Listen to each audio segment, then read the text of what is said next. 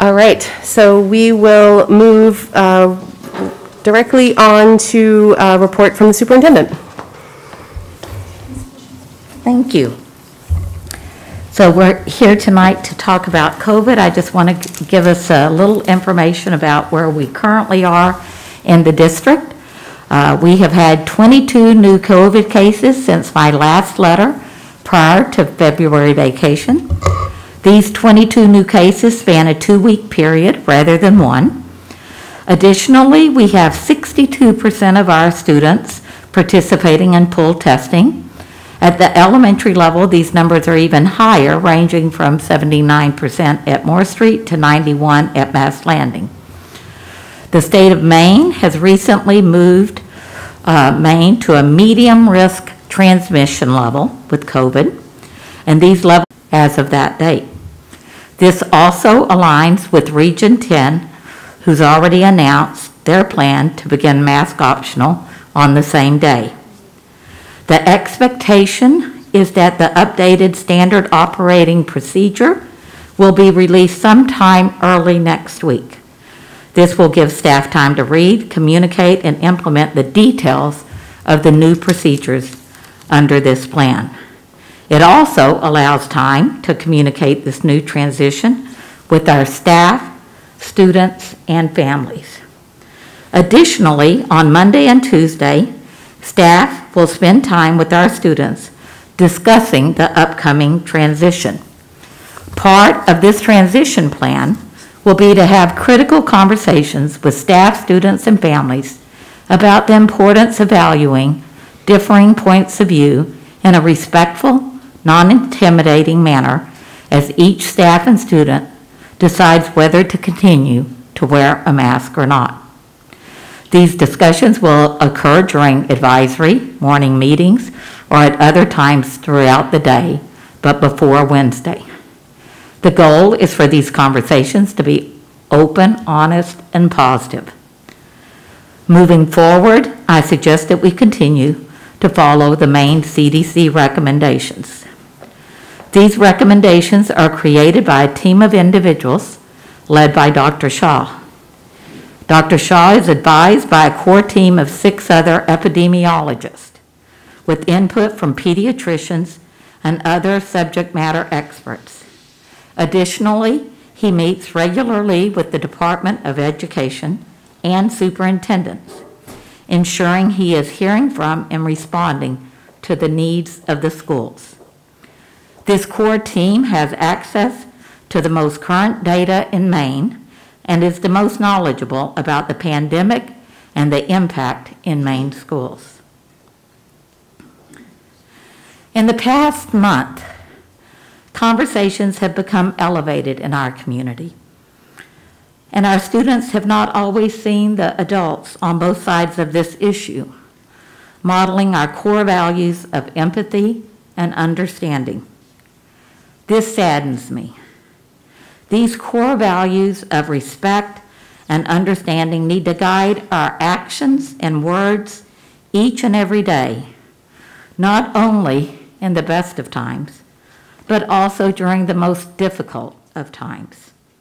I have also been thinking about how lucky we are that despite our differences, we all have the freedom to express our viewpoints. Right now, the kind of freedom we are enjoying this evening hangs in the balance in Ukraine. This move to mask optional is an opportunity for us to demonstrate that we are a community that truly models inclusiveness. We encourage everyone to model and reinforce understanding, kindness, and tolerance at all times for our students in RSU5. And that's my recommendation. Okay, so in an effort to try and make sure folks that wanted to speak tonight could hear what the recommendation was before we opened it up for public comment, we did the superintendent update first, and now we will move to the public comment period on the board. So just wanted to read a quick update on how this, the public comment process works, because we do have a good amount of folks here, and I'm not sure if everyone is familiar with the process. So in order for us to hear from the largest number of different voices, each speaker will be limited to 3 minutes for their comments. For those of you that have not participated in our meetings before, I wanted to review a few rules ahead of time to ensure that the process goes smoothly and there aren't any surprises. So at the outset, we ask that speakers identify themselves with their names and their town of residence. We ask folks to try and be brief as in an effort to make sure we can hear from everyone. We know discussions on school-related issues can get emotional, but please remember that our children are watching and we are neighbors, so please be civil. We will not permit profanity or shouting at one another or comments that disparage or attack individuals or groups of individuals. Speakers should direct their comments to the board. This is an opportunity for the board to listen to the opinions of the public that relate to school and education matters. It is not a public debate or a conversation. So no questions should be directed to the board, and the board will not be responding to any questions if they are asked. We want to listen. The board will not permit complaints or allegations against staff members. These are personnel issues which we are not permitted to hear in public, and if there are complaints of that nature, they will be handled appropriately through our complaint policy. Thank you for your patience as I went through the introduction, and I hope and have confidence that your participation will be helpful and constructive to the board. So we just asked if folks would like to speak that they queue up at the podium here and just start with your name and the town you live in, and we're ready to hear.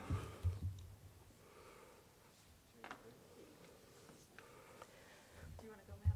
Oh, no, you can go ahead.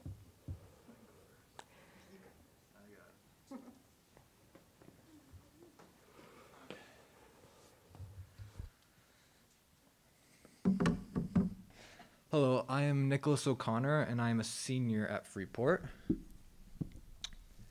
So picture this. You're just finishing first period, getting ready for your next class when your friend tells you there's a protest going on at front of the school. It excited me as I'm someone who attends both BLM and pro-choice protests as often as I can. And I've already been to so many I can't even count on my 2 hands. I was expecting an anti-war protest because of the tragedies Ukraine has been facing. But to my surprise, it was about masks. I was shocked. It's crazy that this is the emergency at hand and not those losing everything that they have. One of my close friends told me she was harassed by both the kid she said looked maybe 7 and then some adults while walking from the parking lot because she was wearing a mask. Now I stepped out of the lobby along with a few friends to see what was happening, and as soon as they saw us, these protesters were shouting at us to take our masks off. So they're already pushing their beliefs on us. Before returning inside, I did a scan of who these people really were. It was children with their parents. Half of these kids weren't old enough to make choices for themselves. They weren't going to disagree with what their parents would be pushing on them, which the parents even knew because one of the signs read, "My child, my choice," which is just saying that it's these parents with the issues, not the kids who are living with this all week. Now you guys know what really warmed my heart. It was a sign one of these parents was holding high in the air. It had a beautiful American flag drawn across it, and in the middle it said loud and proud, "Let us breath." Yes, let us breath, not let us breathe. Now doesn't that nearly bring a tear to your eyes? Like I said previously, I'm a senior here at Freeport. It was my sophomore year when this all started, so that only leaves my freshman year being my one truly normal year, which I'm not complaining about because it's better than those in the grades below me. With that being said, I'm not standing up here fighting to unmask our kids. I'm up here to show you that we are fine wearing masks. Half the people complaining about it aren't living this 5 days a week. I can't speak for everyone, but I'm grateful to be at school. Why are so many parents shaming the school system and not thanking our principals, vice principals, our superintendent, and most of all, our teachers and staff for everything they've done to make this possible? So many of you here tonight just seem to be ungrateful. You know this has come with a cost. You think all the teachers who get hate for reminding kids to pull their masks up want that? No one wants that, but it's because of those reminders that we have been able to be here. Does everything always have to be a fight? We adapt just like we have been for the last few years, so why end now? The start of spring is right around the corner. Shouldn't we aim to have a great spring at the end of the year? We are pushing it right at the end of winter. Just a few weeks later can make that perfect difference. Colds will stop coming up and people won't be getting these winter illnesses, so let's just wait till the start of spring. Thank you. Thanks, Nick.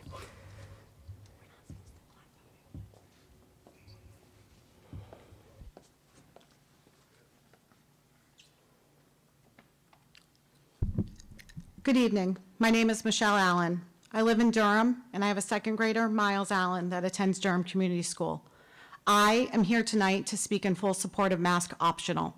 Optional. Everyone has the choice. As of yesterday, March 3rd, as Superintendent Foley had stated, the CDC has updated their guidance, and all 16 Maine counties are now in medium yellow level, and the CDC is no longer recommending a mask at this time for healthy individuals. I understand and I respect that there are varying levels of comfort with the mask use, as well as other precautions for every person and every family. I understand my medical history. I understand my children's medical history, and I'm here to ask for my ability to choose what is best for my children, my family, and myself.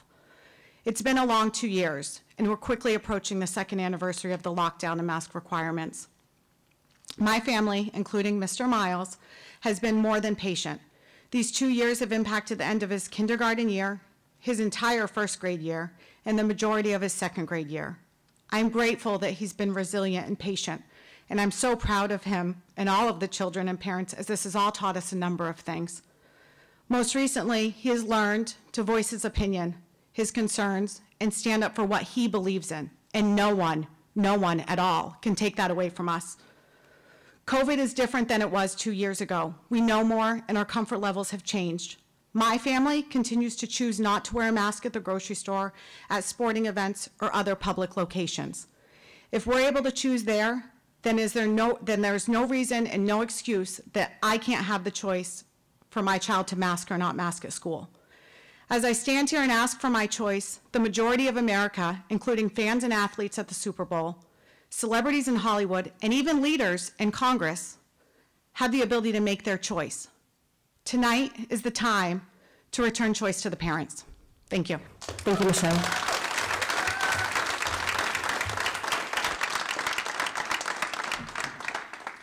Good evening. I'm Nathan Ledger. I'm a parent in Durham, Maine. And I appreciate the seniors' remarks, but I'm here to speak for a 6-year-old who can't speak for herself. She's in kindergarten. And when I was the father of 3 daughters, I took on the hardest task of my entire life. Military, I'll do it again. Boot camp, I'll do it again. Police academy, I would do it again. Being a parent is the hardest thing I've ever had to do in my entire life. And the turning point for me was when my 6-year-old came home with bleeding hands. The back of her hands were so chapped and bleeding that I asked her, "What's wrong? What happened? Did you forget your gloves? It's cold. We live in Maine." Plethora of things she could have said. But instead, she told me they wash her hands too much at school. That's child abuse. Furthermore, I get pictures updated from her kindergarten teacher. Thank goodness we have such a great community of teachers that are willing to update parents and keep my hardest job that I've ever had to do easier. But when I see these pictures, I can tell when somebody's smiling or not through their eyes. I've been trained in my experiences that 70% of communication is nonverbal. That's an FBI study that came out in the 80s. Nonverbal. And when I asked my child, "Honey, why are you not smiling?" she looked at me and said, "What's the point?" My 6-year-old with bleeding hands doesn't see the point in smiling. Let that resonate just for a second. So I understand that as you grow older and you become in middle school and high school and you get to make decisions, nobody can make decisions for my 6-year-old except for me and my wife. Not Dr. Shaw, an unelected official, making decisions based on what I do in my home. It's completely inappropriate, and now I have a 6-year-old that I have to remind her every day that it is okay to smile. There is a point to it, and don't let anybody wash your hands until they bleed. The last thing I'll say is when we were waiting for the bus, she looked at me again for the 3rd gut punch this week and said, "Dad, why is school so dangerous?" For 2.5 years, I've brought my children everywhere that I wanted to go without a mask because that was my choice. Call me any name you want, defiant or whatever, but that's what we did. And for 2.5 years, my child has lived a life without this paper on her face. And she wonders why the only place that she has to wear one is school. Why is school so dangerous? And I have to tell her, "I don't know, sweetie. I don't know. It's out of my control, and I have to wait for an unelected official to bring down some sort of recommendation so that the irony here is if we do vote yes to make it optional, is that the time where we can release all the masks that we're wearing currently? It's not about science anymore. It's not about COVID. We're waiting for some policy from Dr. Shaw. He is not allowed in my house, and he is not allowed to parent my children. Thank you very much. Thank you, Nathan.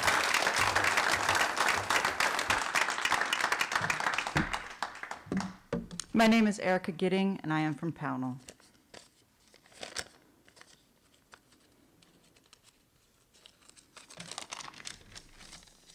I would like to begin by thanking the teachers and staff of RSU5 for all they have done for our children since the beginning of COVID 2 years ago.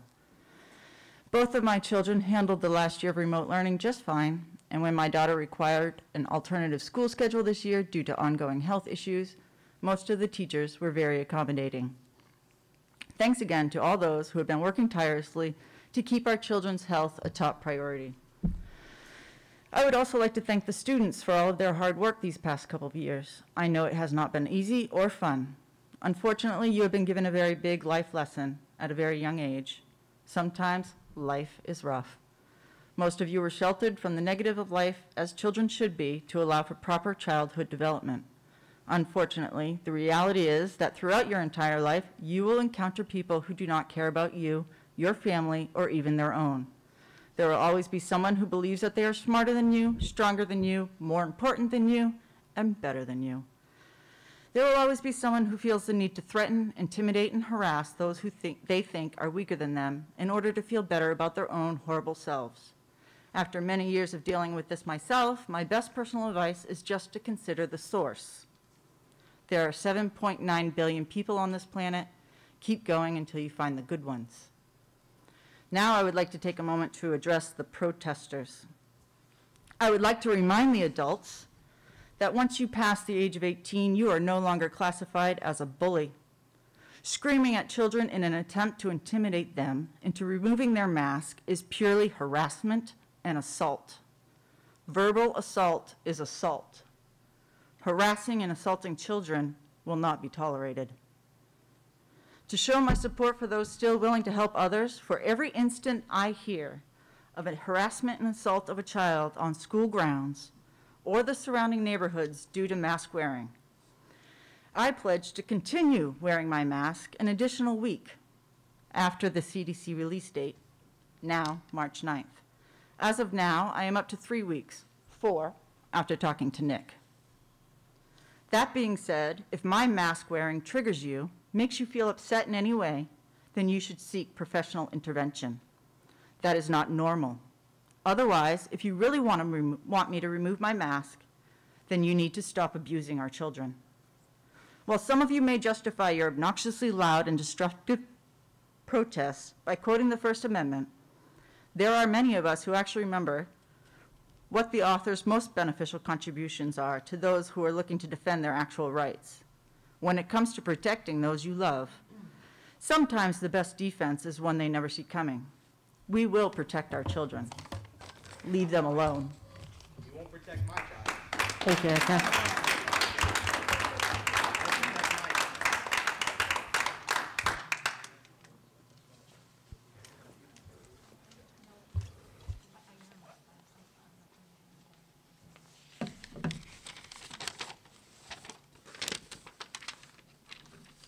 Hi, my name is Shannon Fitzpatrick. My boys are in kindergarten and second grade at Durham Community School. I do have to say I appreciate you speaking up because we don't hear from high schoolers much. And just as the other gentleman from Durham, my kids are young and they don't have the opportunity to speak up for themselves. So that's what I do for them. The reason we are here tonight, of course, is because Governor Mills released new guidance on the masks in schools and child care settings, that they can become optional on March 9th. Given the lack of flexibility we have seen from the superintendent and the school board, I will not be surprised if RSU5 keeps the mask mandate in place until March 9. In recent weeks, we have seen schools across the state of Maine move to mask optional. Surrounding schools such as Lewiston, who voted on Monday, went mask optional today. Yarmouth is going mask optional on Monday, the 7th. Why wait? On February 28th, Dr. Shaw said, Maine is moving into a more endemic phase where the virus will be with us and we have to manage it, where the virus will be with us and have to be managed like the flu. It is time that we accept that COVID-19 isn't going away and that this virus will continue to mutate. It is unacceptable to inflict more harm on our children by sending them to school in a mask that has been proven to be ineffective to try and prevent the spread of a virus that is not harmful to children.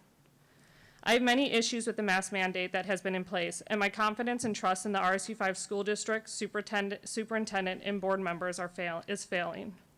On February 18th, I sent an email to Superintendent Foley and the board citing 3 CDC guidelines that are not being enforced in the school district. I had to send a follow-up email and request a response. When Dr. Foley did respond, she only acknowledged one concern, my child coming home with a dirty mask, saying that it must have been overlooked. How can you enforce a mask guideline if you're not willing to enforce all the guidelines associated with the mandate? The announcement from Governor Mills states, consistent with Maine's tradition of local control, local school boards have the authority to determine requirements in their respective schools. This worries me because I can't trust that the school board has my children's best interest in mind and instead is enforcing this mandate based on what makes the board members most comfortable. My 6-year-old son is scared to take his mask off in school, not because of coronavirus, we've already had it, but because he's afraid of getting in trouble. This ridiculous mandate is a form of manipulation and control. No child should fear their teachers and the school system. I'm not opposed to masks being worn in school. If a parent believes their child will be protected with a mask, that's fine. I won't judge them, and my children understand the importance of respecting other people's decision. What I do oppose is not having a choice in the matter, not being consulted or included in the decision of having masks in schools. You're not the parents to our children. You don't get to decide what's best for them. We do. Thank you. Thank you, Shannon.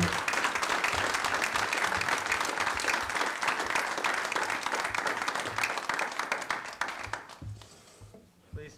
Thank you. My name is Jim Hughes, and I live in Spar Cove. Lived there for 38 years. I have no children in the school system. My only child is a 50-year-old man down in Connecticut. But I do want to come forward as a scientist. Scientists come in many flavors. Doctors are scientists, so aren't engineers. And, you know, lab scientists work in laboratories. But I'm an engineer.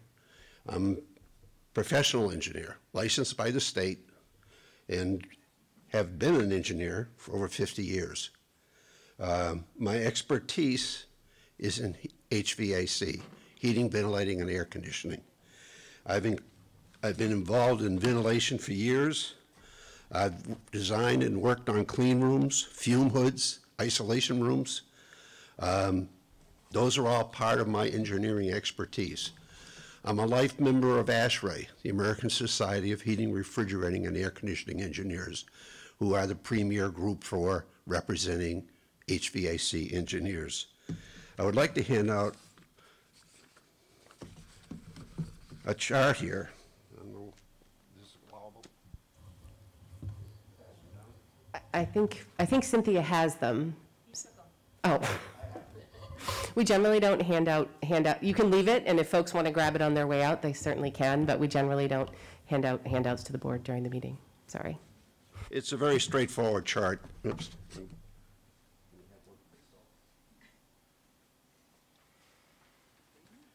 It's a very straightforward chart showing the sizes of particulates in the air and the various mask types and how effective they are against them. The N95 is the best mask on the market. The pores in an N95 mask are 0.3 microns. Viruses are 0.1 microns. So expecting the mask to stop a virus is like putting chicken wire over your windows and expecting to keep the mosquitoes out in the summer. They go right through, and the viruses go right through the mask.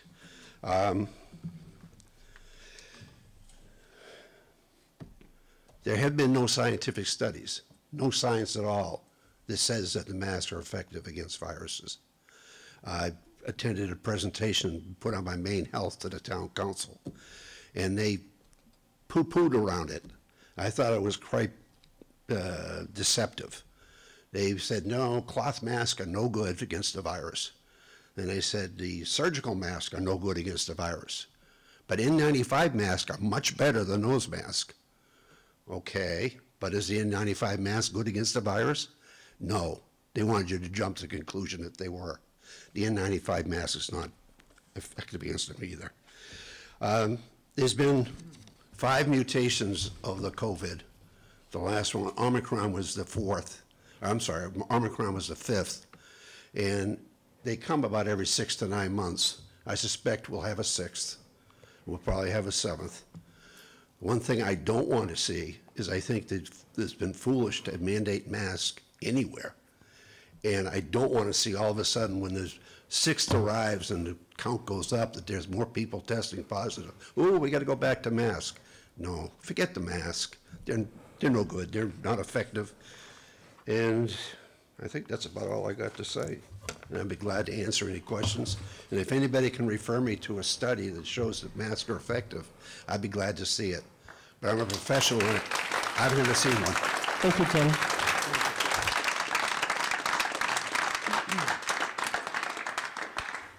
My name's John Emery, and I'm just up here because I like when people clap for me. I'm just kidding. I just want to take a moment to thank... Could you just let us know which town you live in? Oh, I live in Freeport. We have 3 kids here, 9, 6, and 2. We're in 2 different schools here. And I just wanted to thank all of you in leadership, who this is a very unenviable role that you've played. And if you've made it this long, thank you for being in this position. Leadership is sort of reserved for those who are willing to make difficult decisions, when it's very easy to sit on the sidelines and shoot flaming arrows. And it seems as though this is a silly time to shoot flaming arrows when the tide is shifting and it's going in favor of what people have wanted for a long time. My 9-year-old daughter has type 1 diabetes, and so when COVID came rolling in and CDC was saying, if you have diabetes, this might affect you, and da-da-da, we didn't know the difference of type 1 or type 2 or whatever, so we just locked down. We locked down in Massachusetts. We moved up here a year and a half ago. We locked down up here. And lo and behold, in November, my daughter brought COVID home with her. And it was a very mild case. Luckily, all 3 kids got it. My wife and I got it a little bit more difficultly. But on this side of it, and then having the kids vaccinated after their COVID and us boosted and all of that, we're actually in support of paying attention to the science. And if we're going to follow the science, then we follow the science. And if all of a sudden trends are favorable, then let's drop the masks. Let's follow that and give it up to the kids and the families to make those decisions. And right now in our house with our son and our daughter, they're split on what they're going to do based on their friends and that sort of thing. And that's something that we're looking forward to. But maybe just as a break with all of the volatility and all of the gasoline that's on this thing, I just want to say thank you to each of you and Emily Grimm and anyone else here that's not here right now that's been in a leadership position, because this is not easy. And I want to thank you for following the science, and you have our wholehearted support. Thank you, John.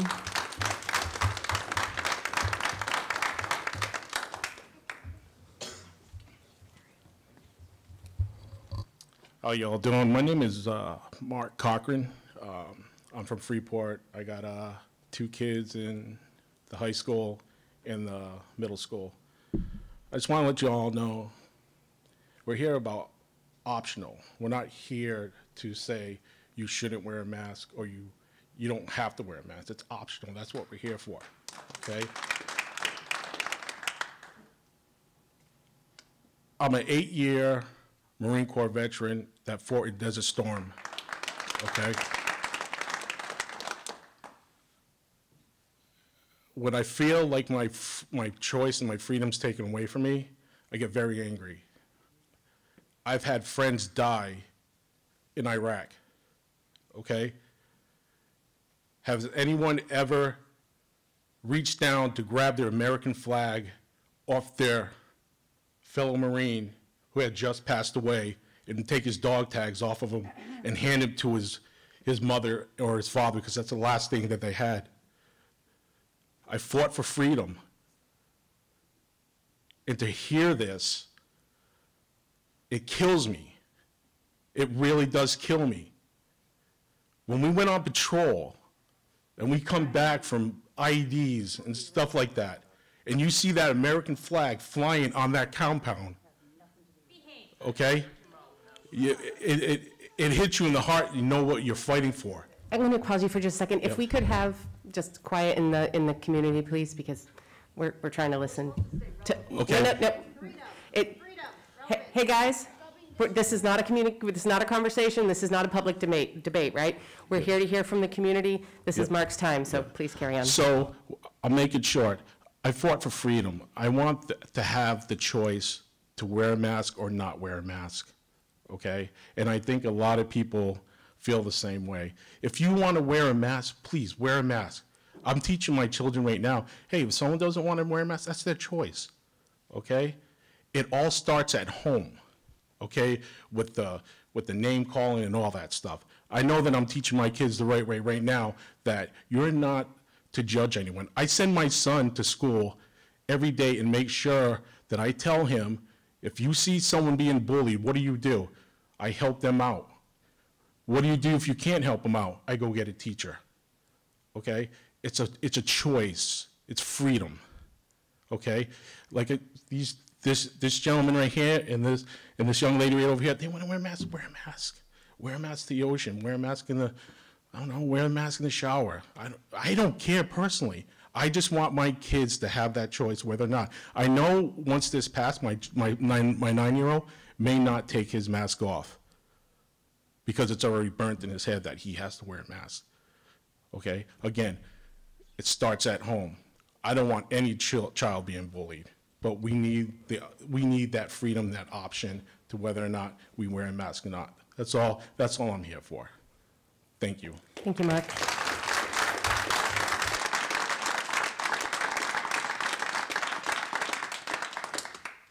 My name's Josh Tripp. I'm from Pownell. I have a 6-year-old, a 5-year-old, and a 3-year-old who's not in school yet. I didn't come here with a prepared speech, just to echo off of what this gentleman back here said. There was a study that came out at one point that there were 4 times as many veterans that committed suicide after serving than there were that died in combat. So the reason I mention that is because there's a psychological impact to combat. There's a psychological impact to all of this. And what's that? I was going to say, if you build on what I'm saying, chime in. I want to hear it. What we haven't measured is the psychological impact of what's going on with our kids who are scared to go to school, who are scared to go somewhere without a mask on because they feel uncomfortable by people that are harassing them about wearing a mask. My daughter came home initially when this all started because she has just extremely sensitive skin. Her hands are all ripped up, her face is all beet red. She came home with a soaking wet mask. Nobody bothered to, give her a clean one. There's been a number of studies that show how much the mask will contain germs, and as my friend back here said, COVID doesn't stop with the mask. Everybody's had COVID. Everybody got COVID with or without a vaccine and with or without a mask. I was a Portland firefighter for 9 years. I left in April. Not because of COVID, personal reasons, my family and other work. That first year that COVID was a big deal, we didn't know how to treat it. Everybody treated it, took it as seriously as possible. 99% of the fire department who responded to the 16,000 calls a year had no exposure to COVID. None of us got it. There were 3 of us that got it in that first year, and that was on personal, whatever, not on calls. This policy is an absolute joke. The fact that we're even having this conversation is an absolute joke. It's an insult to our freedoms. It's an insult to us as parents. Everybody that seems to think they have the ability to make a better decision for our kids, you don't. You don't care. Becky, I've exchanged some emails with you. We've been polite, and I appreciate that. But I can't emphasize the fact enough that you don't care about our kids more than we do. I don't care how passionate you are about this job, about your position on the board. You will not ever care more about my kid than I do. And I want my kids to breathe freely. I want them to know that they're in a country that's free. And I want them to feel not be intimidated by their teachers and by their peers and by other individuals that have a different belief. I have no problem with other people having a different belief. I have no problem with anybody believing whatever. You do you, and I'll do me. I could go on. I got a long rant if you want to hear it, but long and short of it is what we've clearly measured is that the masks are useless. What we haven't clearly measured is the psychological impact of mask wearing and the fear that it's generating in our kids. And we're going to see that in the coming years, and it's kind of scary. We want our kids to be bold, proud, free citizens of the greatest country in the world. I don't want to stifle that. I tell my kids every day not to be scared. We wear a mask because some people are scared, and that's okay. And they can feel comfortable wearing a mask, that's fine. We don't need to do that. We're not going to do that. We're going to be free. The second they get off the bus, I rip their mask off because I get two beautiful little girls that I want to see their smile. The 3 minutes is up, sorry. All right, give you another 15 next time. Thank you, Josh.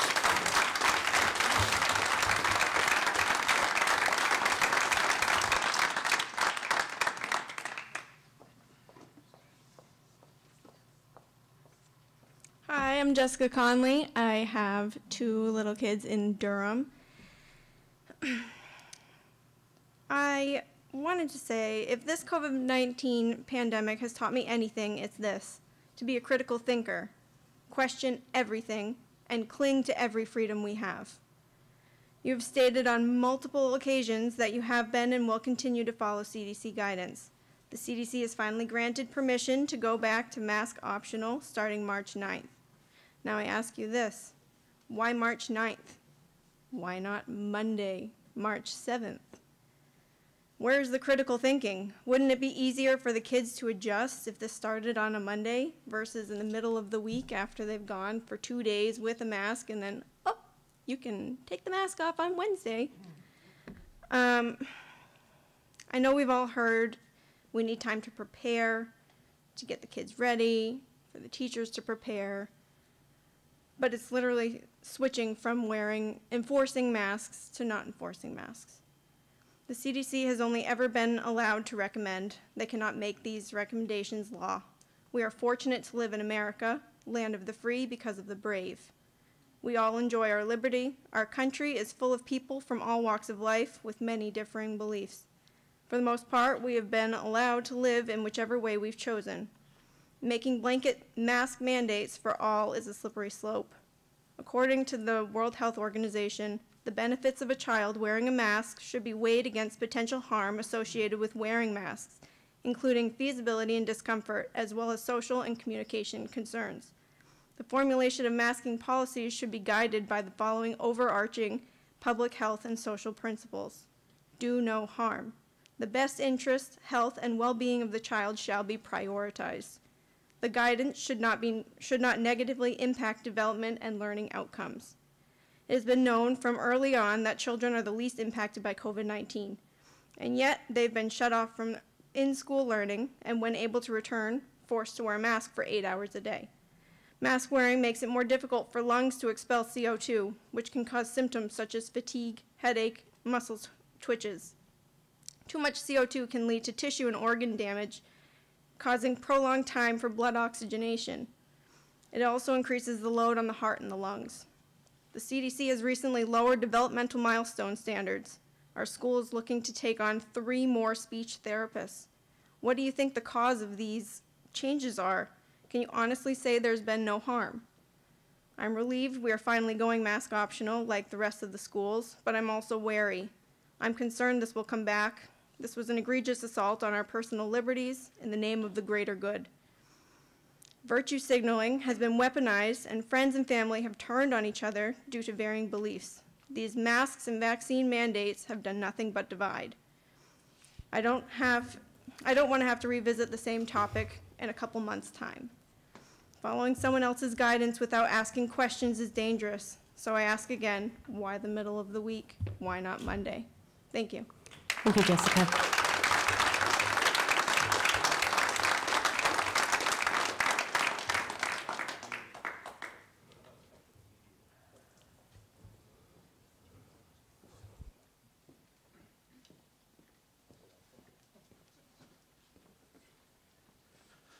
Hi, I'm Joe Migliaccio, Freeport.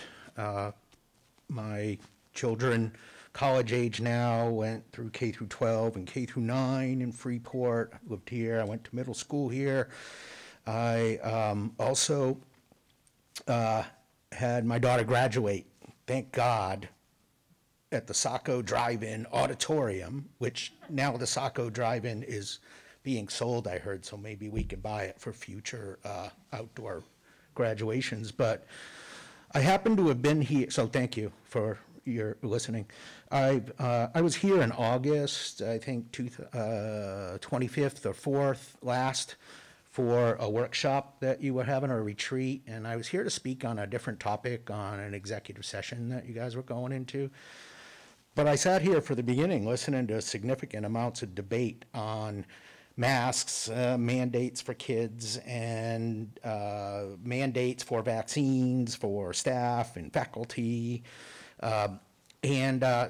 So after listening to you debate all these different things and people throwing out different studies and that, granted, now this is August, pre-Omicron, which is essentially the vaccine now, I asked you if you were going to put in a mandate for masks at that time. And I appreciate the engineer, and I read some of his stuff and been watching, because I felt like, oh my gosh, so many people are up and this is not gonna last. And I asked you then, if you're gonna put a mask mandate in, don't just do it for a feel-good thing. Buy in the budget some Don N99 masks or full headgear or whatever the heck it was that you were trying to prevent, because if Jimmy wore, the armpit of an old T-shirt as a mask that day, or even one of these things, or an N95 mask, it really isn't doing anything to prevent the spread of particles. Granted, some attached to viral, I told you I've had background in this too, some attached to respiratory stuff, but I was really disappointed, so disappointed. I think you guys really failed. You completely failed as leadership for our children. You didn't do what you tell them to do every day. You didn't pull out the studies. You didn't look at the data. You had selective stuff. Good Lord, you're a PhD. How could you not have looked at this data? Oh, sorry, I'm not supposed to. There are PhDs here that get trained to look at data. I saw this gentleman who's not here, Mr. Cheney, last week when I watched folks. He's looking at some data that we're failing our kids in this and underprivileged, and the data shows this. How the heck are you guys supposed to run a school if you're just followers? I don't trust that guy or anybody else to read any data if you didn't go out and do this in the first place. So it's absolutely ridiculous. I hope that kids can show up Monday, and I will tell you, you are creating a bifurcation of children, especially those small ones. It's horrible what happened. You should have moved this out months ago, and the data showed it to you. So I felt a little prescient being here in August, but this is ridiculous. You're failing if you don't teach the kids to look at the data themselves. I suggested you make it part of an AP class or something, because they would have come to this conclusion long before this, but that didn't happen either. So I wish you'd just use this as a learning opportunity. You're supposed to be the critical thinkers. I know what it's like to be on a board. It's not easy. You want to be friends. Some of you have been pretty vocal on this, but you're all just following. Don't follow. Thanks, Joe.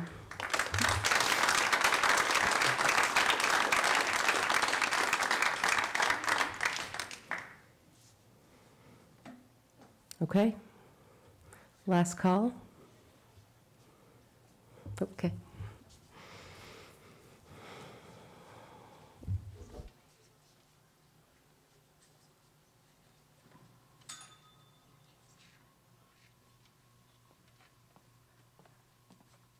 Good evening. Pardon me for being a few minutes late. I was just coming from work. My name's Andrew Hellman. I have 2 children at Mass Landing School. I live here in Freeport. First and foremost, I appreciate everybody's time.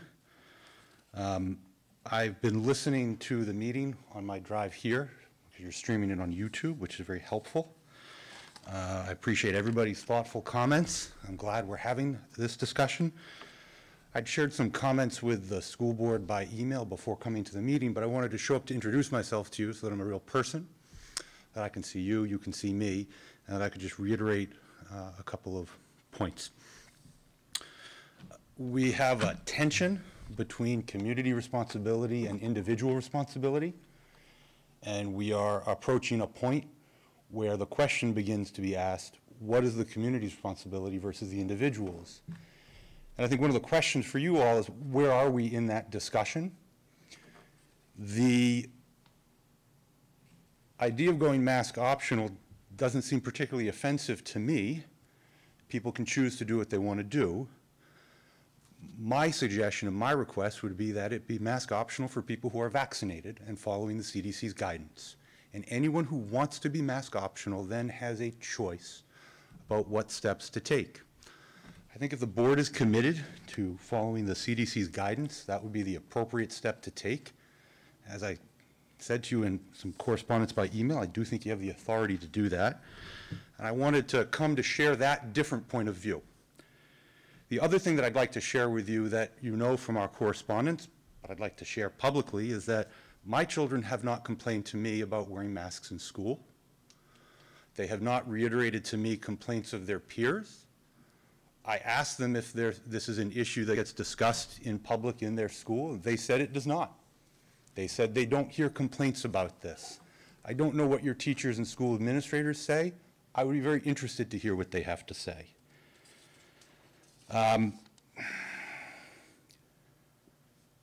That's the real big point that I wanted to make.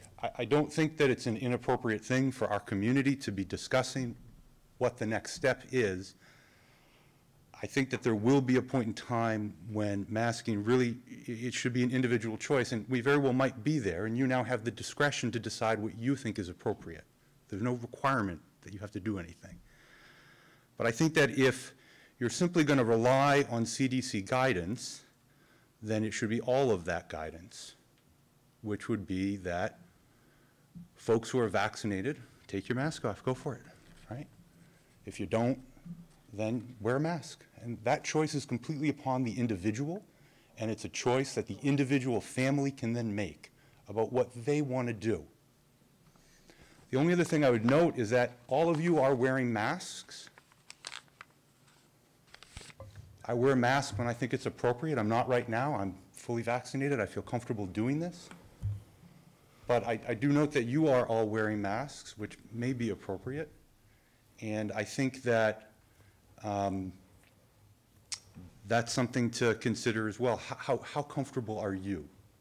For those of us with small children who are going to then be in public school every day, we always deal with the occasional illness that comes through the home. I'd like to keep that to a minimum so that when I visit my 92-year-old great-grandmother, I'm not thinking whether my kids got COVID coming through the house.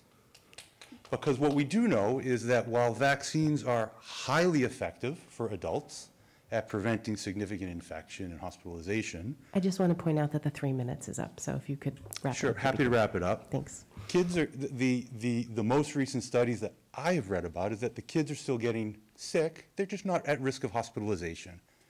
So in any event, I appreciate your time. I don't think I've said anything new that I didn't say in my email, but I did want to show up and let you know that I do care about this issue, and I appreciate your time and thoughtfulness on it. Thank you. Thank you, Andrew.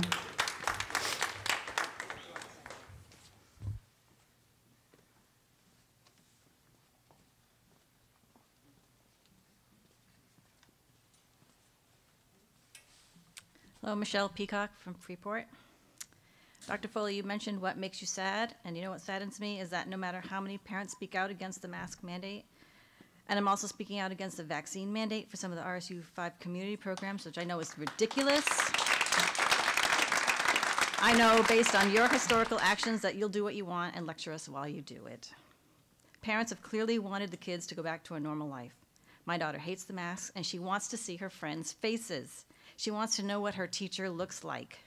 There is no federal or state mask or vaccine mandate, but yet we force our kids to cover their faces. Everyone should be making their own choices for their own health. Why do you think you know better than we do? Everywhere you go, in Maine and in other states, people are no longer wearing their masks, and our kids shouldn't be either. And we should make this effective immediately. Why are we waiting? Does the virus know that after Tuesday it can't infect people? It's beyond ridiculous, and it boils down to, I am the one responsible for making my children's choices, not you. Please make masks and vaccines optional. Thank you. Thank you, Michelle.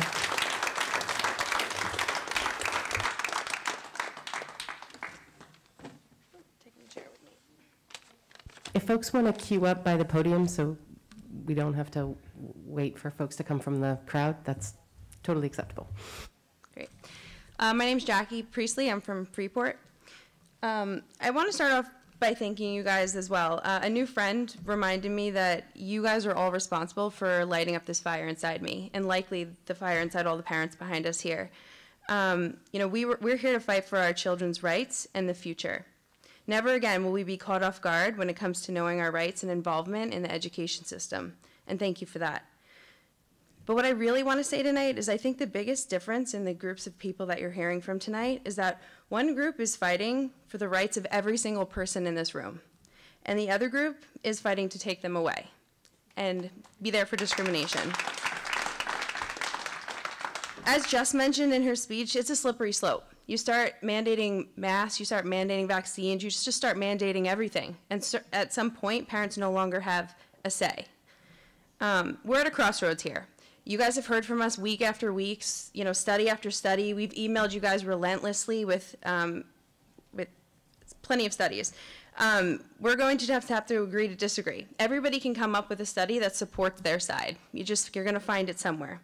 There's always going to be new studies. Science evolves, medicine enhances, recommendations change. It's what we're seeing now, right? Recommendations are changing. But why?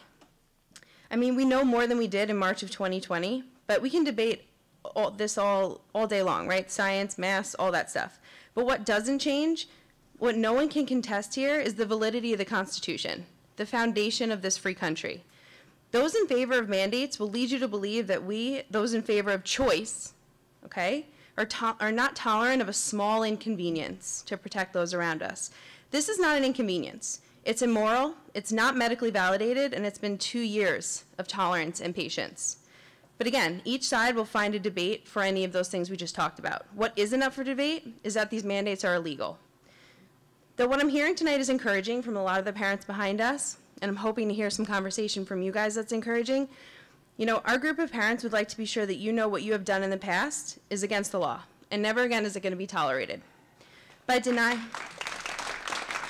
an education to students who are not wearing a mask, you're in violation of at least 8 federal laws, and I will drop those in your inbox tomorrow. I also have a printout here to share with you if you'd like. But one I'd like to share with you right now is 21 U.S. Code 360 BBB-3. It states that no emergency authorized medical product can be mandated. A subset of that law states that there must always remain, quote, the option to accept or refuse administration of the product.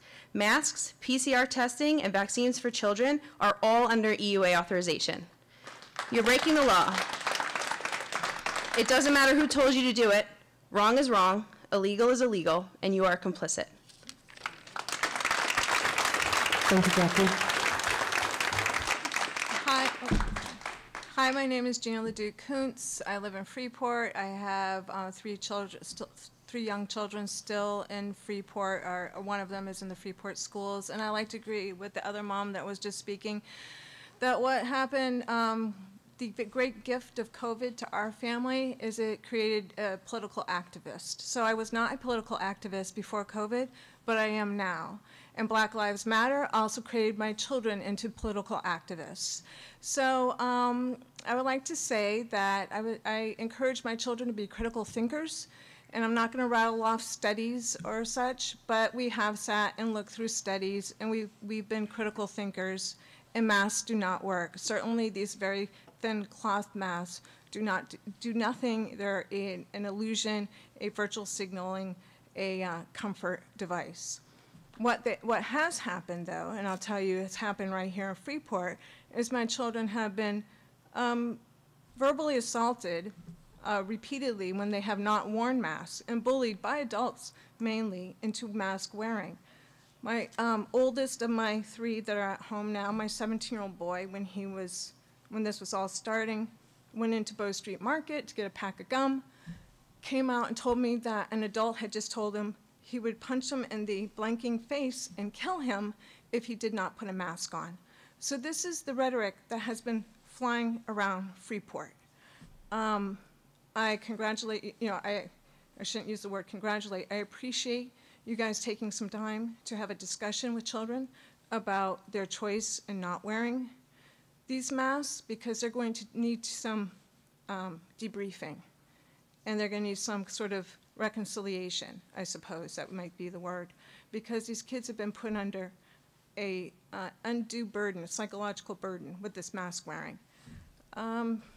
So those are pretty much my comments, and I hope you proceed with making mask wearing optional.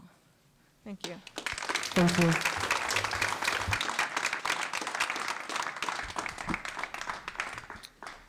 Hi, my name is Brian Perry. I'm from Freeport, and I am in full support of Dr. Foley's recommendation to make masks optional. Sooner rather than later would be my preference. You talked about respect. Speakers today talked about bullying, harassment. I just want you to know that I have a student that goes to this school here.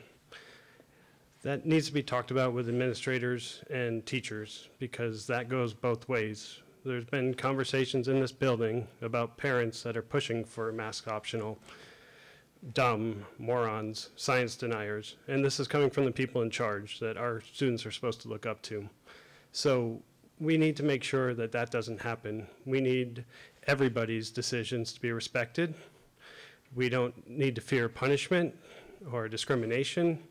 And, these kids, whichever they choose, mask on or mask off, there should be no harassment across the board. It shouldn't be tolerated or supported.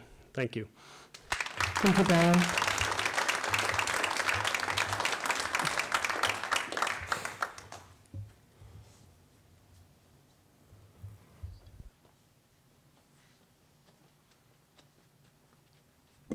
Hi, I'm Michaela Hazeltine. I am a student here at Freeport High School. I'm a freshman.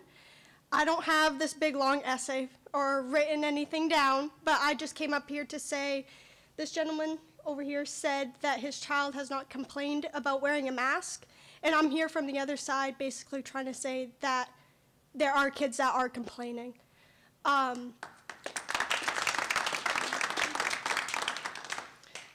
If you look at the school from an inside point of view, most of the kids aren't wearing their mask correctly anyways. They're wearing it around their nose, and that's why they're having so many complaints and emails being sent out to the kids saying that you need to wear your mask correctly. If everyone was so worried about getting COVID, they would be wearing their mask correctly. So I feel like it should be optional for a kid to have a choice on if they should do it or they shouldn't. I personally wouldn't wear a mask. People don't wear them at stores, but they're forced to wear them here. So just look at the sides of it, and people aren't wearing them outside, but they're wearing them here.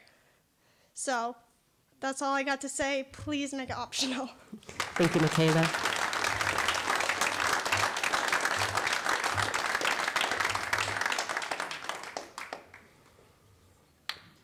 All right, going once, going twice. Okay, thank you. All right, so now we will move to the board deliberation of the recommendation from Dr. Foley around the adjustment to the protocol around masking. So just a reminder, so this is, what we just went through was the public portion of the meeting, so this is now board deliberation. Everyone is welcome to stay and listen, but we ask that that we respect the process of this is the time for the board to discuss and not time for the audience to participate. All right, so I will open it up for comment. Maura. Thank you, Michelle. So first of all, I want to just thank everyone for sharing their perspective and using their voice, especially in a respectful way. I really appreciate that. And I know I can't speak for the board, I can only speak for myself, but I know I appreciate hearing all voices, and I believe that all of us do appreciate hearing all perspectives. And there are two sides to this issue. And I just want to share that we have received many comments on both sides of the issue. So, you know, I think it's unfortunate that, and I know there are many folks who feel like they're not being listened to, but I just wanted to point out that we've gotten a lot of comments from folks on both sides. And I wanted to take this opportunity to read one of them from a student who did use their voice and contact us, if that is okay with the board. Dear Superintendent and School Board, I'm in 4th grade at Mass Landing. I think that masks being optional for everyone is crazy because people who are not vaccinated will spread COVID to the vaccinated people, and then we'll need to do online learning, which is no fun. Masks should be optional to only people who are vaccinated because they won't get COVID as bad and they probably won't transmit it as much. In the last 2 years, I have found remote learning very hard. It's better to go to school with masks on than not at all. You get more social interaction. I have never heard a kid complain of wearing a mask at MLS, so it doesn't make sense that the grown-ups assume kids can't wear masks for a while when it's really the grown-ups who don't want to wear masks and they are blaming it on the kids. I think that everyone should wear a mask at school until the windows can be open in a few weeks. Also, there's still a lot of COVID going around our county. I'd like you guys to consider making everyone wear a mask until we can open our windows in our classrooms in April, because everyone has been wearing one for 2 years and masks are protecting people. We can also wait until there's less COVID in Freeport or let vaccinated people only have a choice. Having masks optional for everyone right now is not a good idea because you are rushing it. We can wait a few weeks. Thank you.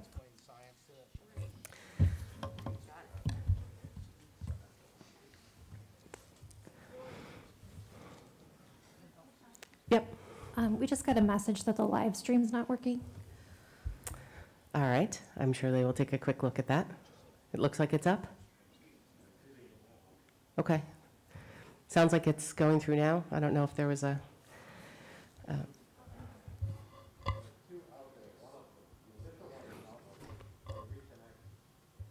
So maybe if they get off and jump back on, it should work? Okay, maybe we can recommend folks that. Okay. Vali. Thank you, Michelle. And thank you for everyone who spoke. I have a question for Becky, and you may be able to respond to this, but have there been any changes in recommendations to quarantining for students who do test positive for COVID, and what are those? What are the quarantining requirements? So we're awaiting the new SOP. So currently, if someone is, basically the people that have to quarantine at this point, as far as masking, would be that if they come back after, 5 days in quarantine, those that are COVID positive have to go home for 5 days. If they test on day 6 or 5 and they're still positive, they need to quarantine for 10. But if they test negative, they still need to wear their mask when they come back to school for days 6 through 10. And has there been any indication from CDC whether that would change next week? There has been no discussion. I'm not sure that that will change. I feel like I saw it in there that they specifically pointed out that while masks were optional, the only exception to that optional is if those days 6 through 10, if you come back, right? So yeah. You can either quarantine. Yeah, no, I think they specifically pointed out that it's not. So I don't think that, I don't anticipate that would change. But that's only for positive okay. cases. So, the fact that we know it's not going to change is that there will be a 5-day quarantine for anyone testing positive, vaccinated or not. Okay, thank you. Yes. Susanna. Thank you. Thank you, everyone. Got a couple of questions. One is, just being that this is the first day or first week after a February break, And in the past, we've seen spikes after vacations. And I'm assuming it's still too soon to really know the impact of February break. I know you mentioned the 22 cases, but that was from prior to break, I believe, or 2 weeks, or was that overlapping? That is last week and this week. Okay. Yeah, and if I had to guess about what's magical about Wednesday is that is 10 days out from the February break. Yeah, that was my assumption about Wednesday, and also giving some time to have some discussions, because I know we've had certainly people who've reached out to us to ask for making sure that there was some adjustment time and discussions. I think I'm,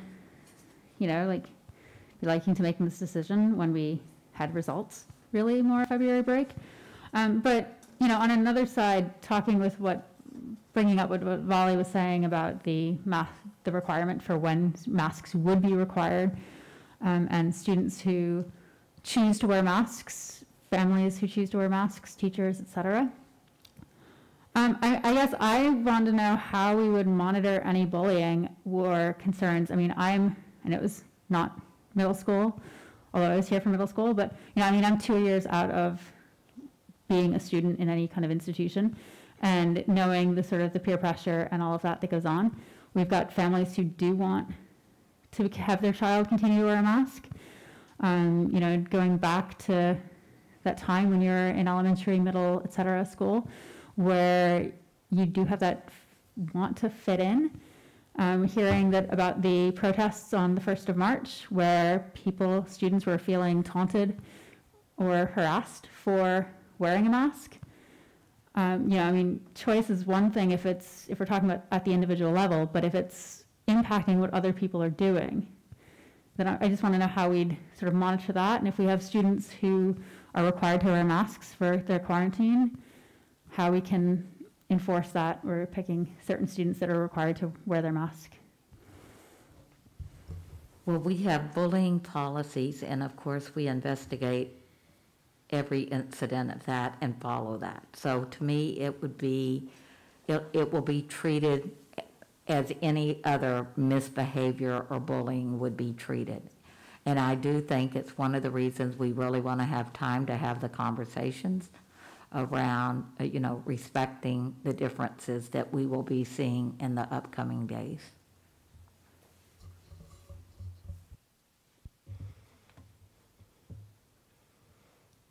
Jen. I just want to say thank you to everyone who came and spoke tonight. I appreciate everybody's opinions on both sides. One thing we don't have as board members is it's not our personal opinion.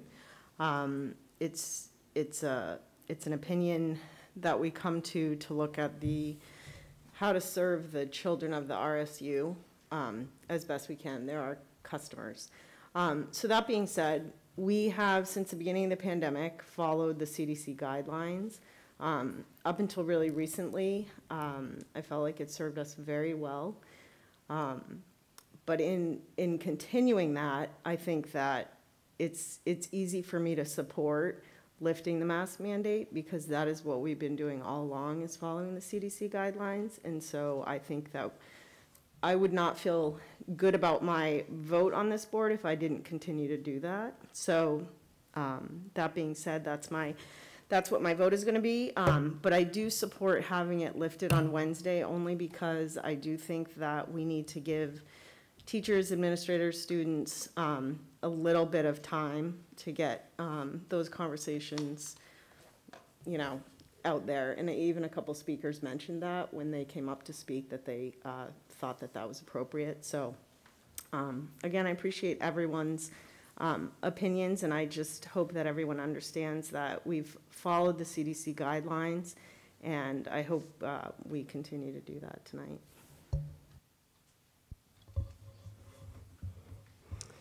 Brady. I just have a question. With this plan, if we did see a spike in COVID cases in schools, would we be willing to move back to mandatory masking at schools, or would we continue to stay in the mask optional? So what we've done, Brady, for the past 2 years is that we've monitored that data very closely. And to me, sometimes it's not just about the number of cases. I work closely with the principals and our nurses. And so we saw it spike in January. That I think I quoted that one week we had 122 cases across the district. And what we look for is trends even within those cases. So if we had 122 cases in one school, we probably would move to do to mitigate that in some way. Sometimes we can't identify that they seem to be either isolated, or even what you heard from the audience, from somebody in the audience this evening, was that their family got it. I think it was the firefighter that said he didn't get it from work. It was more, in his personal life reasons. And so we look at things like that. Families have been very forthcoming about sharing that. And then we, at the end of all of that, we consult with the CDC. We have somebody assigned to RSU5, and we look to them to help guide us about, is this something where we need to go remote? So twice this year we've done that, once at Durham in third grade, and once for Mass Landing. So it's not as simple as just if we see a spike. We look at a lot of different factors. But I'm very open to if we saw a spike and we thought that masking would help us, that we might have to go back to masking for some reason. Or the CDC, I believe, will be monitoring the data, continue to monitor the data throughout the state. And if their recommendation changes that, we're in a spike and we need schools, we're recommending that they go back to masking, I would be coming back to the school board to review that recommendation. Lily. Another question, Becky. Do you know how the pre-K and K staff feel about the mask optional? They're the ones who are many hours exposed to young children who are not vaccinated. What's their comfort level with this change? Oh, I didn't speak directly to the pre-K teachers about that. Jill.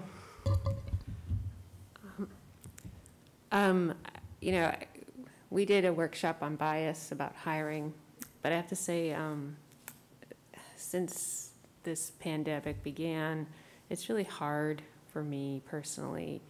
Like, I try to figure it out, and just when I think I kind of understand it, I get blindsided by something else, and I'm like, I don't even know where to start. So I guess when I hear people in the audience say, you're not equipped to make these decisions, I kind of agree with you. Like, on most days, I don't know which ends up with this pandemic. I do know, I think, as a country, I think we learned a valuable lesson that we didn't really prepare. We had some things that, along the way with other viruses that came through that we probably should have sat up and listened and made a better plan. And I think going back to bias, I'm a parent. I'm someone who works in a neighboring school district who has a little bit different take and had responded a little bit differently to COVID because of the size of our district. I think I'm with Jen when she says, we've been following the CDC guidance, trying to do the best we can. I wrestle about the Wednesday. I do think if it's because of the 10 days out from the vacation, I don't know, like, if having the conversation with the mask on or off, I go back and forth. Because I think what I've learned being on this board is that as a district, we take a lot of time to think about how to work with our students, to be listeners, and to discuss issues pertinent and appropriate for their age level. That's one thing that's been very clear to me. I've seen a variety of presentations about the time and the thought our teachers put in to having conversations with our students. So I definitely know that I'm going to vote that for Wednesday, absolutely. If it's moved for Monday, I I kind of think I'd vote for that too at this point. And the one thing when I think about all this, at one point in a meeting a while back, I think you said that our district had purchased some N95 masks, and we had quite a few. I'd want to make sure we have those available to students and staff and any visitors to the building, because I think it's hard to find quality masks that fit. So if there are people that need them, if we are going to go without masks, I want to make sure those are available. But that's all I have to say right now.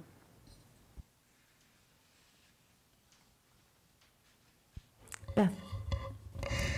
I would like to say that I pretty much agree. Thank you, everyone that has showed up to talk about this. We definitely have been accused of not listening, and we definitely have been listening. Because we can't respond doesn't mean that we're not listening. And we have heard from many, many people on both sides of this issue.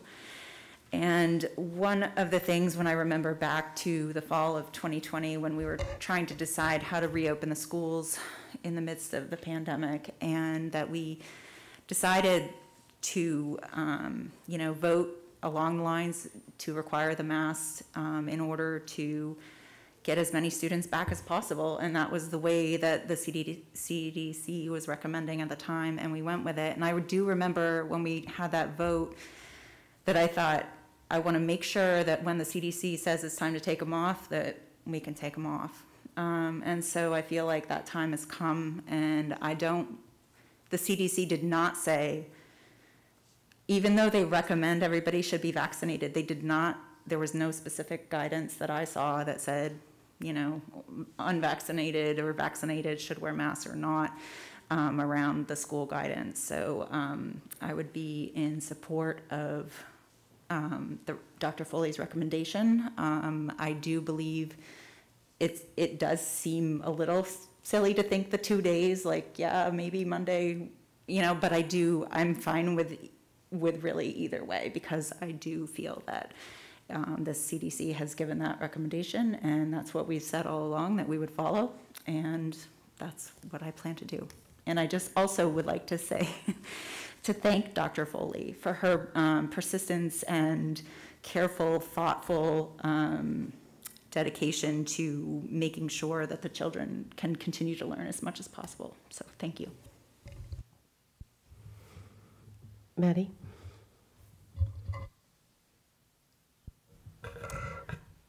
I think my colleagues on the board know that I've been kind of cautious all along. I remember when, March of 2020, when we first started having conversations about this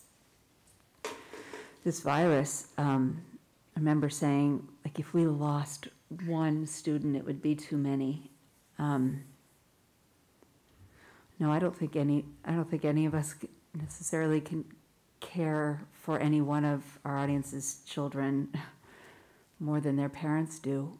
But to sit on this board is to care very much about the children and the entire community. And I know we all weigh that responsibility heavily, as do our staff and our leaders. That said, I grew up in a medical household. My father frequently asked me where I went to medical school, and I did not go to medical school. So I have learned to use my expertise where my expertise resides, and to trust the officials who are elected and appointed to be the experts in the ways that they've been educated. I have reservations about making masks optional. It feels a little early to me personally, but I don't believe that I am the right person to make that call. And I'm grateful for the leadership of Dr. Shaw and his team. And I do think we should follow the recommendation. And I'm supportive of Wednesday. As a district, our educators care very much about the culture in our schools. And I want to give our leaders and our educators the time that they need to prepare the children to keep this culture as appropriate for learning as possible. So while I'm a little concerned about whatever might be coming down the pike, it is like having whiplash. You know, you never know what next strain is coming, and I hope we don't have to go back to mandating masks, because that would be very difficult on the community. But yeah, I'm supportive of the recommendation. Thank you. Thanks, Maddie. Candy. Yes, several things. And thank you, Becky, and thank all of you for coming and letting us hear from you. That's very important. Again, from my perspective, we need to follow the CDC, the guidelines. But I think that, I think the plan to do it on Wednesday follows the guidelines, but also gives the Monday and Tuesday that we were talking about that can be just absolutely wonderful teachable moments with kids about respecting people who have opinions other than your opinion and that kind of thing, to probably maybe do something that will stop some of the bullying that might have happened. There, all of those kinds of things and the discussions that would happen on Monday and Tuesday are really important. Vali. I'm also going to vote in favor of mask optional on the 9th, on Wednesday. I do want to press that we have a really, really solid communication plan. I am concerned personally about staff at the very low level. We are very understaffed. We cannot afford to lose any staff at this moment. So I want to make sure that whatever we do doesn't impact the ability to run the schools. I'm also a little concerned about quarantining and sending kids home for 5 days. I hope it doesn't happen, but if we do see a spike. So, I mean, I'm cautiously voting yes, and I hope nothing bad happens. But I also want to make sure that what Jill was saying about masks being available is clearly communicated to all parents. These masks are not necessarily the cheapest, and we know that there are a lot of people in our communities who may not be able to afford them. So I wouldn't just leave them on the desk so anybody who wants them can grab one, but actually write to the entire community saying, if you need one, please have your child ask for one. We will have enough on stock to provide to all of you. So thank you. Thank you for all your work, and thank you everyone who came to speak. Maura. I support this plan, and I want to thank you, Dr. Foley, for putting it together and bringing it forward for us. That being said, I do have a couple of reservations. One is we heard from some parents who have students in pre-K who are concerned that their kids cannot be vaccinated yet. And another concern I have is, as far as I'm aware, our pooled testing numbers in the high school are pretty low. So I guess I'm just wondering if there is anything we can do to try to increase those, because if we have more pooled testing without the masks, that's just another layer of protection to try to catch those cases earlier. So I don't know, Dr. Foley, do you know offhand what the percentage is at the high school? Yes, I do. It's 24%. So that is where we're the lowest. Yeah, it's just so low, and I wonder if we can do anything to just try to encourage more folks to say, listen, now that we're removing the masks, you know, that's taking away a layer of protection. If we could add pooled testing as a preventative measure for more students, then hopefully that would catch cases. Again, like, I know it's optional. I know people have to opt into it. I'm not saying we should make that mandatory, but that number is just so low that it would be really nice to get it up. And as far as the pre-K goes, I mean, I know the students are in class half day, so it's much less time for them to be in class to mask. It's not as long as a full school day. I feel for those parents because I do wish that their children could be vaccinated before we decide to take masks off. That's all. Maddie? Just a quick follow-up about the high school pooled testing. That drives me crazy that that number is still so low. It occurs to me that one way to maybe help encourage families to get their kids participating in that is that it could represent a little bit of a cost savings. You know, my daughter participates in it, and I know there have been, when tests were in short supply, we're like, well, Ella's covered, you know, so we have to test if we want to go on this trip. So maybe that could help encourage folks. I don't know. I think back to Vali's point of a really strong communication plan, you know, sort of reinforcing the availability to masks for those who want it, reinforcing the availability of pool testing. I really appreciate the fact that we're keeping the pool testing program in place. That's not the case on all districts. There are some districts who have decided to stop that program, so I appreciate the fact that we're keeping that in place.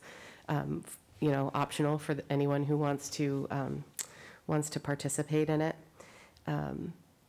You know, I want to thank everyone who showed up tonight, who's emailed us, who's reached out, and you know, we do hear you. We do empathize with the positions that everyone takes.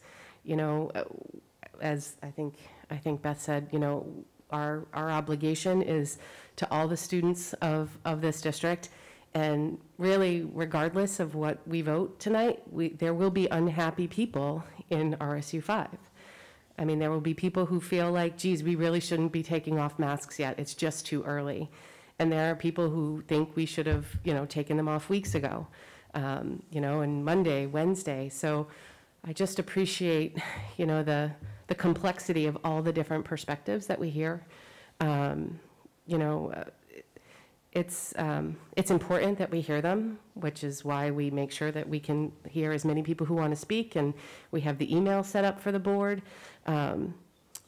But I think we need to have, you know, our plan for what, you know, our protocol for how we process these things.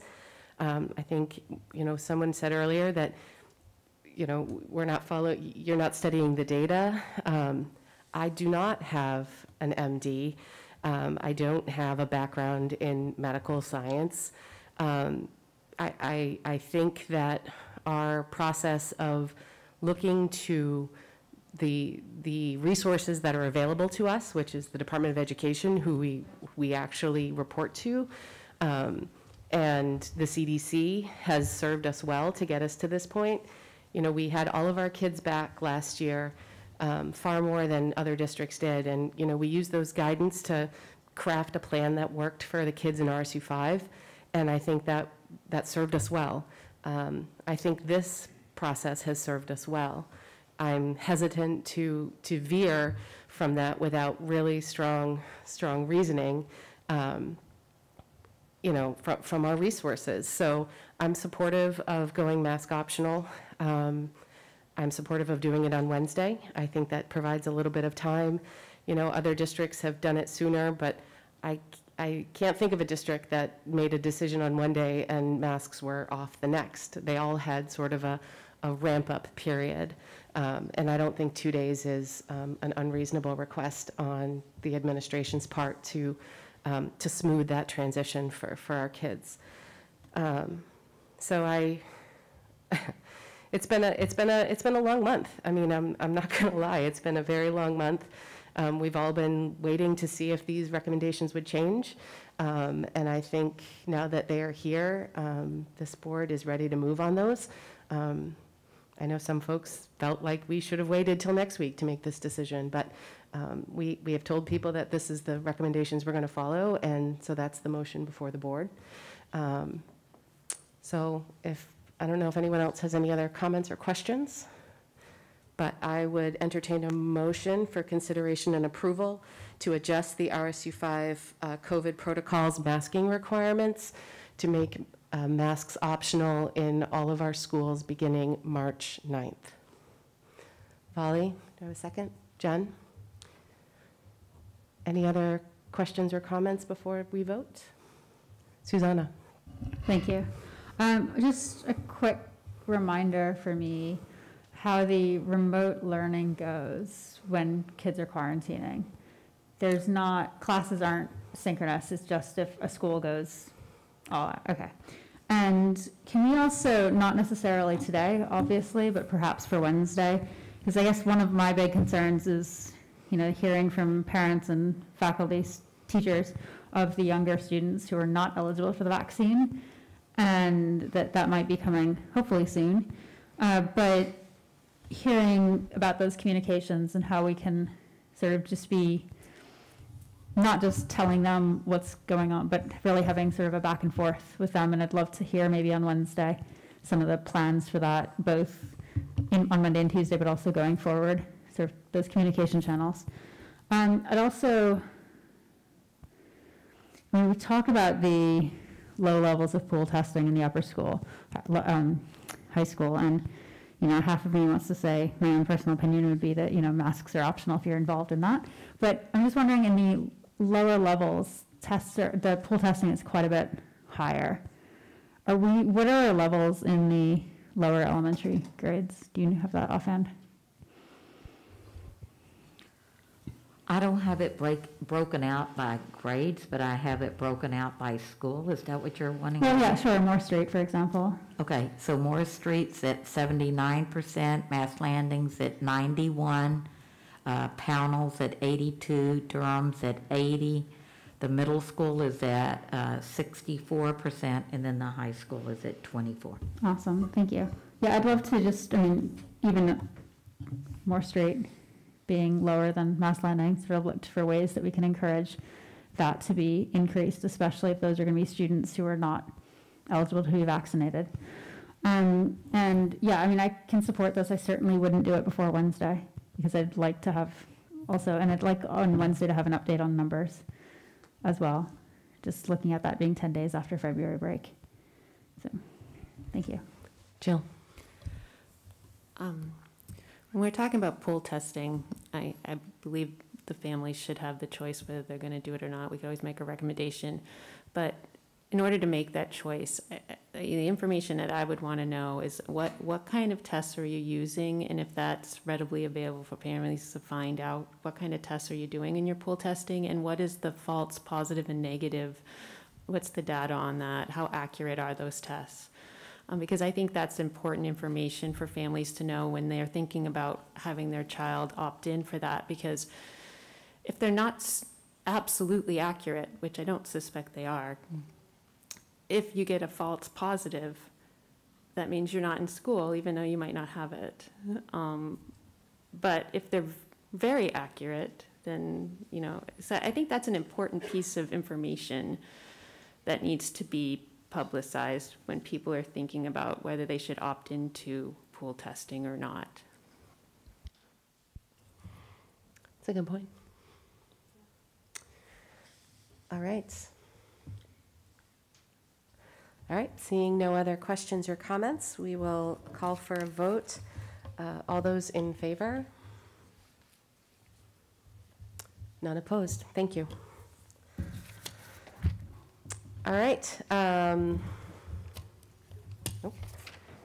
We do, I was going to say, we do have another public comment. Usually we have two, but there's much more between the first one and the second one. But we do have it on the agenda, so if there is anyone who would like to speak, same rules apply. I just have a question, and I know you can't answer questions, but it's regarding the pool testing. So hopefully you'll be able to make an exception. If your child isn't involved in the pool testing, does the quarantine change? Because wasn't this decided? I think there was like something went out a few weeks ago that I think it's still 5 days regardless if you're included in pool testing or not included. I just would like to see if you guys could speak on that possibly. And that's all I have. Thanks.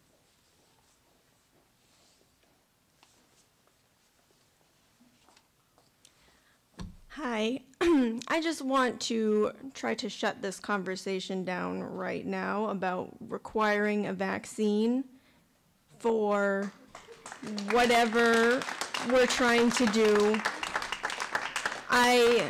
This topic is what actually got me politically motivated, and I work in healthcare. I'm vaccinated, not boosted, because I've seen multiple cases, multiple outbreaks at my work, which is a nursing home with the most vulnerable population out there, and we only accept fully vaccinated and boosted patients, and the majority of my work is fully vaccinated and boosted. And we've seen so many cases, and funnily enough, I haven't gotten COVID, knock on wood.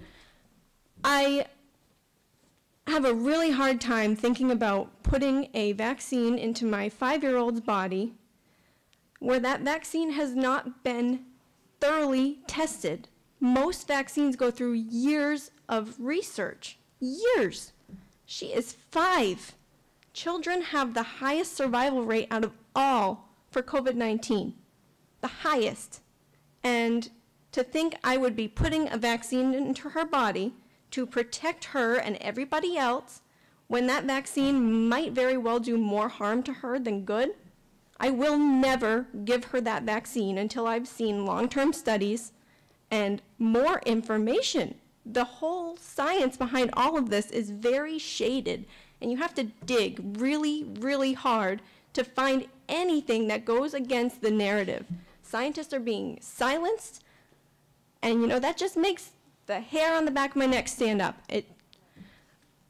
If you start requiring a vaccine, that the vaccine does not actually prevent getting or giving COVID, it does not, where I've seen multiple cases of this, what are you going to do? Require the vaccinated kids carry a vaccine card to be able to walk around without a mask on? Are you going to require the ones that don't have the vaccine sit out from sports?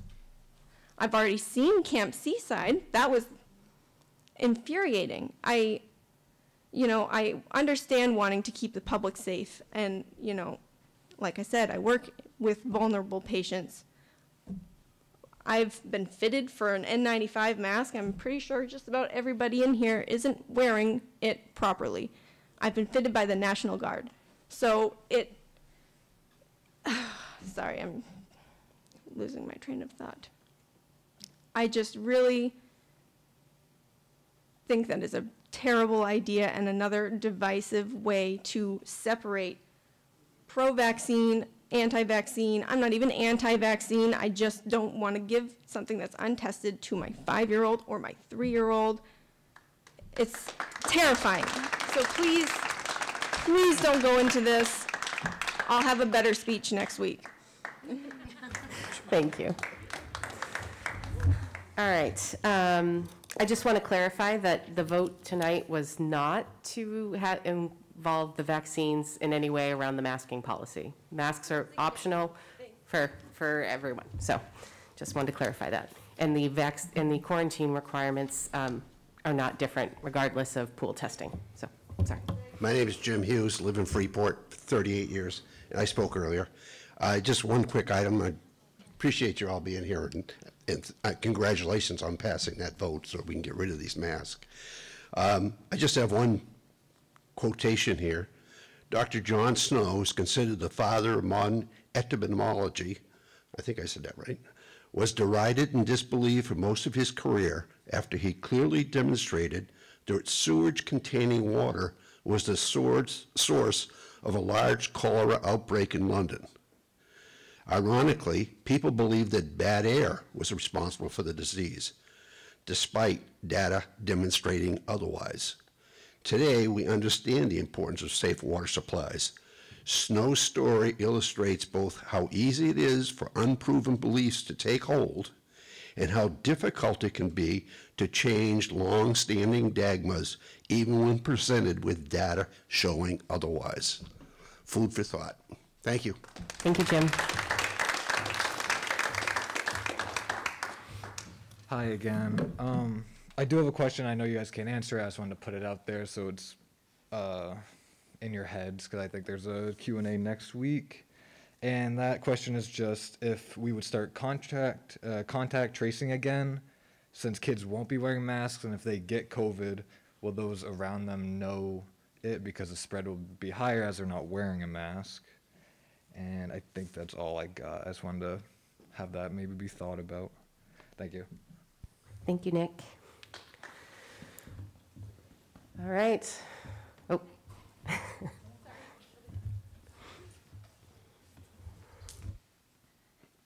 Ashley Loring. I live in Durham. At the very beginning of this, I made the choice to withdraw my children and homeschool them. I made the choice to leave my job at this very high school, and I just want to thank you tonight for giving me a choice back for my children to be mask optional, because that is the reason they did not attend school. So thank you very, very much. Thank you, Ashley. I just want to say thank you all for all that you're doing. And then I want to make sure that everyone knows that they go home and when they discuss this with their child, you gotta talk about bullying, because there's no place in the school for bullying. All right? It goes both ways. All right? So I just wanted to say thank you very much. Thank you.